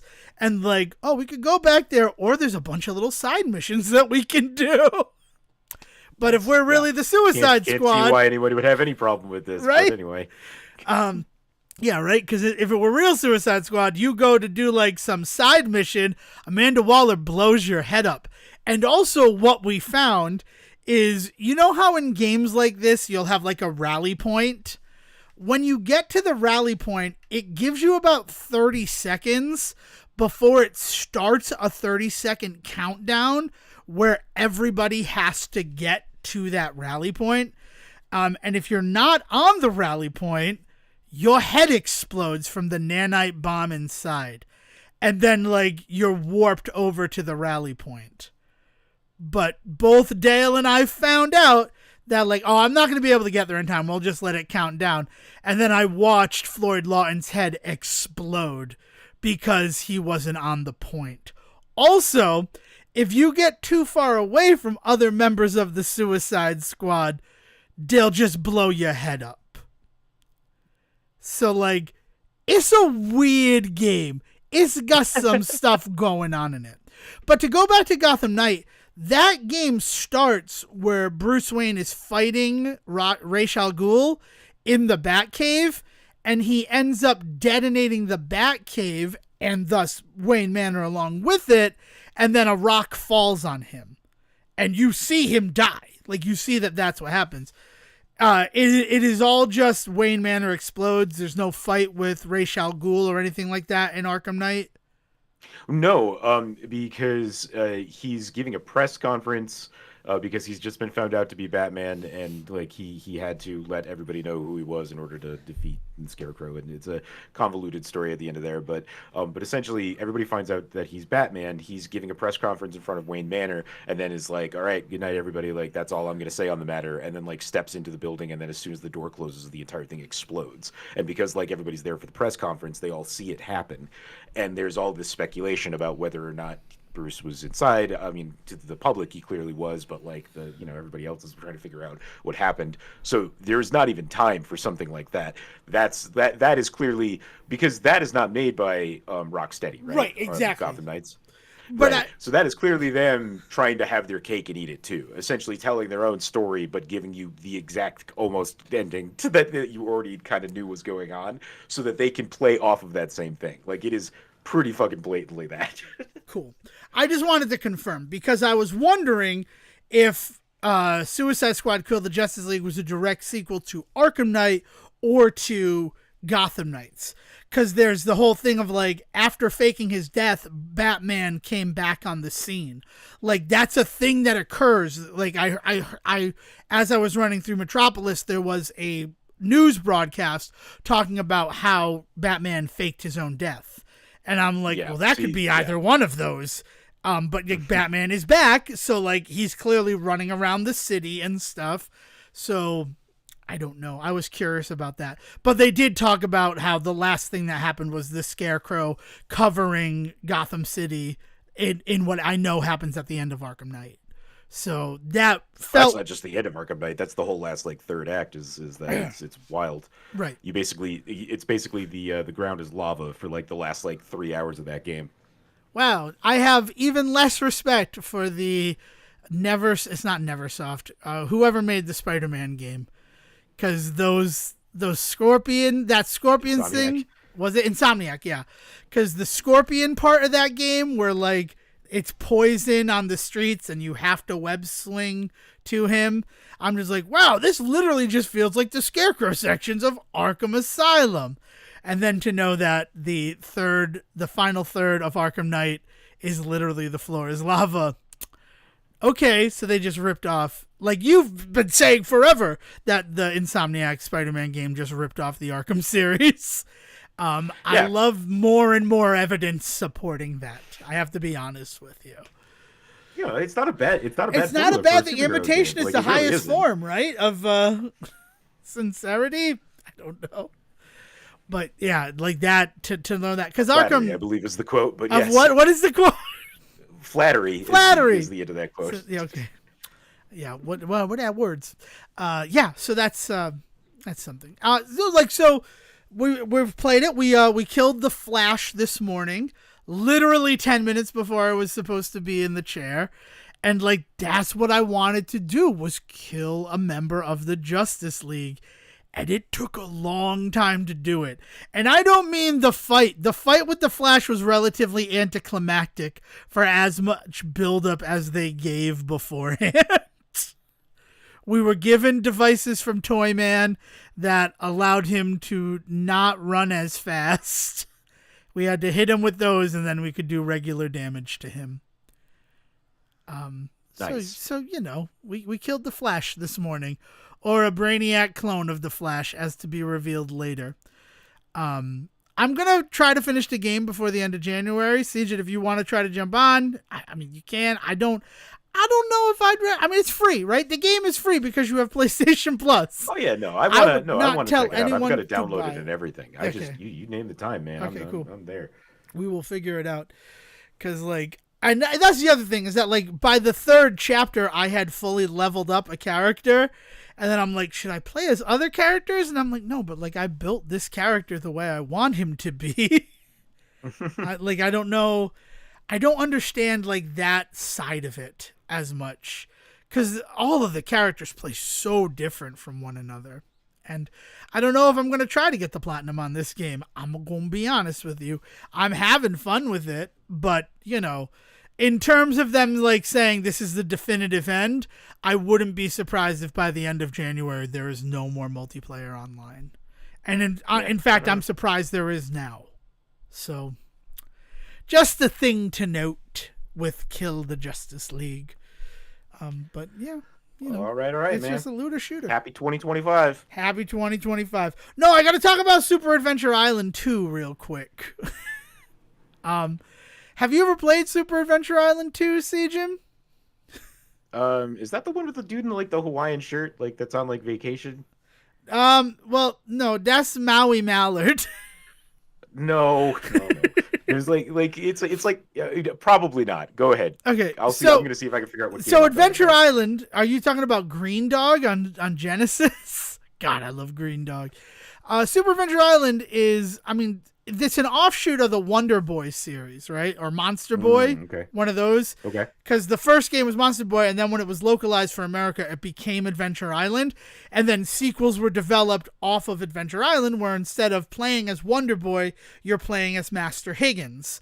And the whole thing about both of those original games is that you have to keep moving and you have to eat food. Because not a Hawaiian shirt, a Hawaiian skirt. Yeah, Sorry. he's wearing yes, he's wearing this is exactly. I was thinking of the hula skirt. Yeah, that's what I was thinking of, and that's why. Yeah, yes, but that's yes, yeah. This is exactly what I was thinking of. Okay, yes. You played 2. You played the second one specifically. No, I don't know if I've ever played. I don't know which one specifically I've played. Okay. Whatever ones have been included in weird ass collections I've gotten over the years between like ROMs and actual releases. That's fair. That's completely understandable. Super Adventure Island 2 takes the game back to its Monster Boy roots, and it is more of an adventure game where like you have to collect swords and items to progress. It's really sort of a modernization in a lot of ways of Zelda 2: The Adventure of Link, where like you're walking on a map and then there'll be random encounters and things like that. So as I mentioned, I was asked to be a guest for a filler episode of the SNES podcast. We looked at the Japanese game Ghost Sweeper Mikami. I highly recommend it. I sent you a copy of the ROM. Did you get a chance to play it at all, Sejun? It's in Japanese. I know it's in Japanese. I couldn't figure it out. That's completely understandable. Because it's full Japanese. There does not exist an English translation other than a YouTube video where somebody painstakingly re-edited all of the scenes to have the English translations in it, but you can't play with those translations.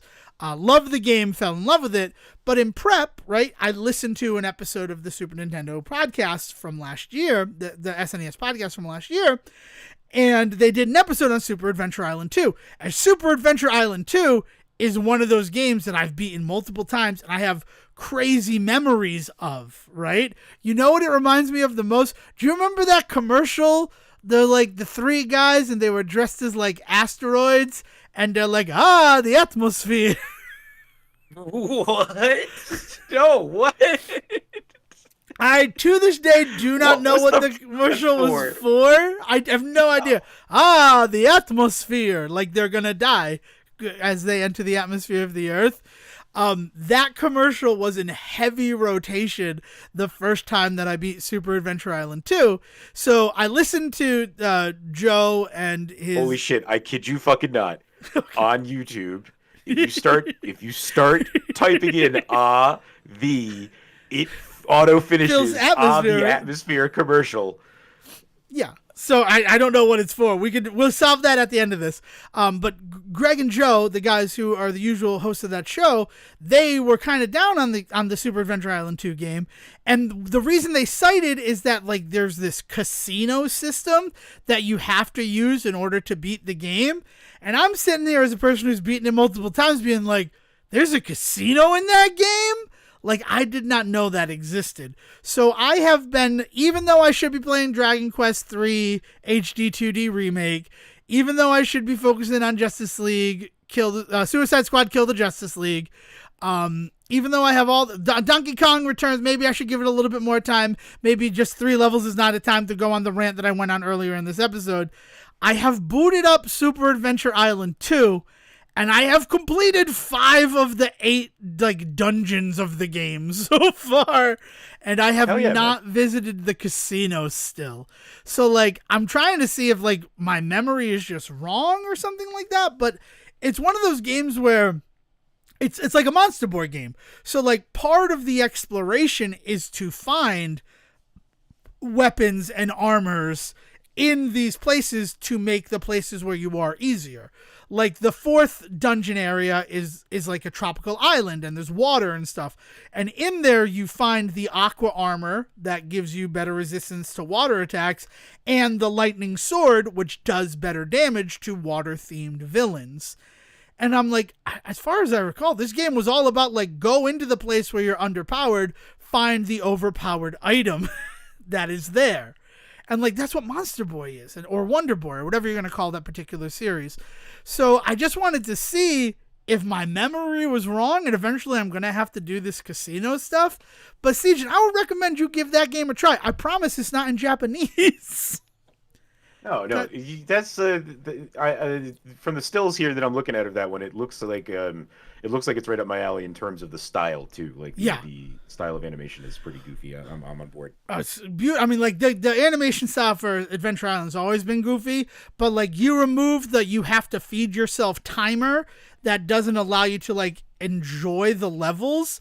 Like Super Adventure Island 2 has always been something special to me, and it explains to me why later on in life, when I found things like Monster Boy, The Dragon's Trap, and Wonder Boy and Monster World for Genesis, they appealed to me as much as they do, because it turns out that I had been playing like a proto version of those through their Adventure Island evolutionary timeline. So I'd like to see how you do with it, and if you find the casino or anything like that, we'll talk about it next episode. But also my episode for the SNES podcast, it is out there. If you search for the SNES podcast wherever podcasts are found, it's their 250th episode, and we're talking about Ghost Sweeper Mikami, which has also led me down. I kind of want to speedrun that game because I was developing speedrun tech during my initial playthrough of it. It also, all of the episodes of the anime that it is based on are available on YouTube subbed, but not just subbed, also with footnotes to describe things that like culturally have changed from when it initially aired in 1993, which is really cool. Like to see that her first job, she made like $960,000 for 93, which now would be 1.175 million in modern day. Like it really enhanced it. So go listen to that, support them. It was a great time. It was my brother Joe. Essentially, we've known each other since the Hollywood video days. When he asked, it was easy to agree. But also Super Adventure Island 2, give it a try. I'd like to see what you think about it. And all the other stuff. Anything else, Siegen? I know that we were already like winding it down, but I did want to make sure that I got my Super Adventure Island 2 like part of the locket added to the end of this episode so we can complete it next week. Let's put a bow on it. Let's put a bow on it. All right. Well, thank you so much for listening to the first episode of season 9 of the Say Report. Honestly, when we started this endeavor, 8 years ago, right? This is the 9th year that we're starting. I would hope we'd got this far, but I don't know if I would have anticipated it. So, Siegen, thank you for doing this. I love Say Reporting with you. Thank you to the listeners. And if you want to keep the conversation going, you can join us in our Discord. Invitations are available wherever we are on social media, which right now means Facebook and X, formerly Twitter. And if you go to the profile on either of those, you can have an invitation and join right that way. Or if, you're a little scared of social media, right? Especially after TikTok being canceled, I can understand why. You could just email us thesayreport@gmail.com and we will facilitate you with an invitation that way. Or you can just email us that way. We can correspond via email, like it's like the year before Y2K, when we still think that all our computers are going to break because they don't have 4 digits for the year part. Y2K was a weird thing, huh, Sejin? Hey, man, where'd you go? Oh, am I gone? No, you just went on a wild fucking rabbit hole of a conversation with yourself. Yeah, I guess I kind of did, huh? I don't know. But yeah, so you can correspond that. And if you just want whatever you email to us to be for my eyes, Devon Decker, or his eyes, Sejin Sarowick, just put our names in the subject line and we will make sure that it is distributed appropriately. Before I go on any further tangents, William, please bring us home. Have a great rest of your day. Thank you for listening to the Say Report with your host Devon Decker and Sejin Sarowick. Please follow the guys on Twitter and Facebook by searching for The Say Report, and you can always subscribe on your podcast channel so this is delivered straight to you and you can enjoy it every week. With apologies to your mother, we'll see you next time.